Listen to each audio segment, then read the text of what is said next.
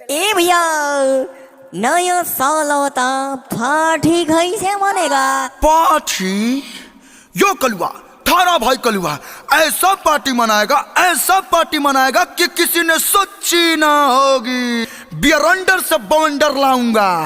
सुनो, तोरा घर से मरिचाई आई, तोरा घर से प्याज, समझा?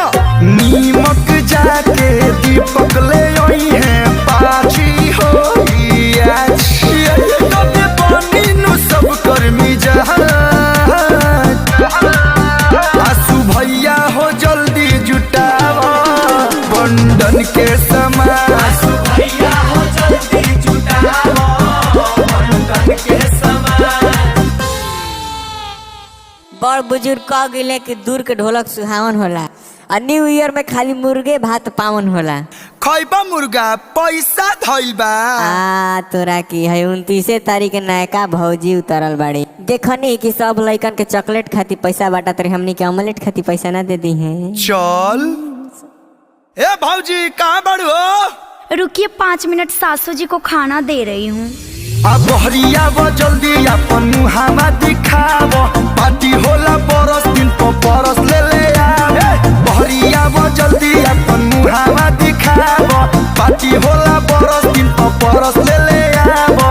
देर नहीं करो, कुबेर नहीं करो, अभी सब चीज जुटावे के बा। भौजी चंदा दे दो, भौजी चंदा दे दो, अंडा बनावे के बा।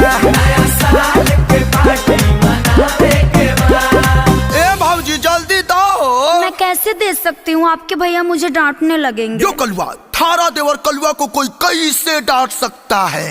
बवंडर ला दूंगा। 2 रुपया दूंगी नहीं, बिन सैया से पूछे। बिना लिए नहीं जाएंगे भाभी घर से छूटे। पैसा दो। ओफो, कौन इतना कस के बोला? भाभी रोहन डिजिटल आवाज में बोला। अच्छा, पराया मर्द से बात करना माना है। सुनिए, न्यू ईयर में नॉन वेज न खाना है, नया साल में नॉन वेज न खाना है। समझे देवर जी? देना है तो पैसा दीजिए, देना है तो पैसा दीजिए। अच्छा। थारा देवर कलुआ को ज्ञान मत दीजिए। चल रहे अमित वो भाऊजी के यहाँ चल जाओ। Old is gold. पाए लागी भाऊजी। खुश रही। अरे आज पुराना घर के दरवाजा कैसे याद आ गए देवर जी? अरे मंगनी है की भौजी कही देली माना, सारा पतहरे बा भौजी आज के खाना।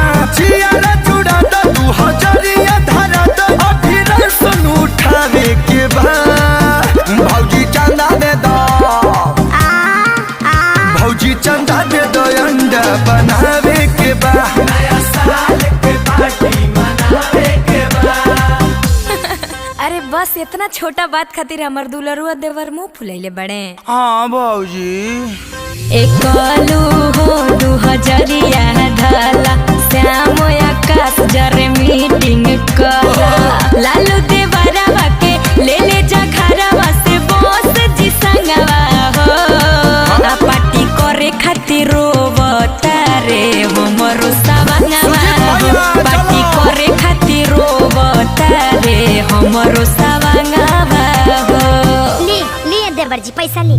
जुगे जुगे जिया भौजी, दिल जुड़वाई हो। सही में अंडा के बाद छोड़ा के सिला, मुर्गा काटाई हो। जिया देवर जी।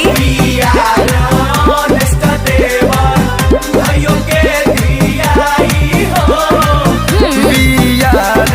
ऑनेस्ट देवर। अरे आप पे तो पूरा दिल से विश्वास बा। यो कलुआ थारा भाई कलुआ इतने मुर्गे खा जाएगा कि पोल्ट्री फार्म वालों ने सोची ना होगी। पोल्ट्री फार्म में बंडर आ जाएगा, बंडर।